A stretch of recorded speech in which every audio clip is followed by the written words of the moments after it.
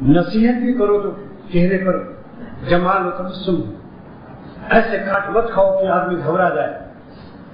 मुझे अपने अहबाब के चेहरे देखो, देखकर अजीब होती, अगर कि वो मेरे मुखलिस है और खानकाह के फायदे ही के लिए नसीहत करते हैं, मगर अंदाज नसीहत मुझे उनका पसंद नहीं। नसीहत में तलखी नहीं होनी चाहिए, बिल-मौइज़ति वल हिकमा, नसीहत में हकीमाना अंदाज हो, चिरायता पिलाओ मगर शरबत बनफशा भी डालो। अब मेरी हकीमी काम आई भी नहीं होता होगा, अगर मैं हकीम न होता तो ये बात समझ में नहीं आती।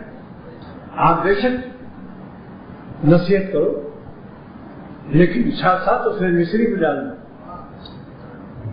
शरबत बनफशा डाल दो। जब भी हमारे उस्तादों ने अर्क शहतरा और कवि दवाएं लिखी तो उसमें शरबत और नाप का इजाफा कर दिया।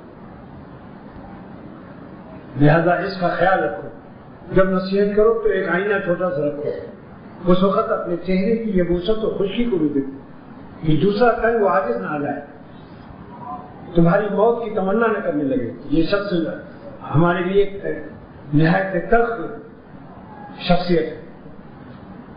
उसी बात को प्यार और मोहब्बत से कहो कि भाई हम लोग यहाँ अपने बुजुर्गों के पास हैं, हमारी कुछ जिम्मेदारियां हैं कि हमारे बड़ों को कोई तकलीफ न पहुंचे, लिहाजा हर आने वाले के साथ तलाशी भी दो और बातचीत भी करो कि ये कहाँ से आए हैं, आप कहाँ से तशरीफ लाए हैं, ताकि देखभाल में रखो।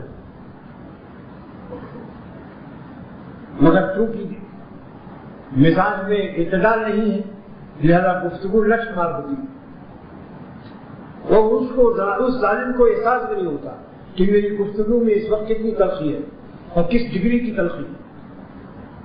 अपने मुरब्बी और शेख से पूछो और बार बार पूछते रहो कि मेरी अंदाज में गुफ्तगू में कुछ फर्क हुआ या नहीं हुआ, या हम टिक ठाक टैक्स ही रहे अभी तक, कैट और रैट से आगे नहीं बढ़े।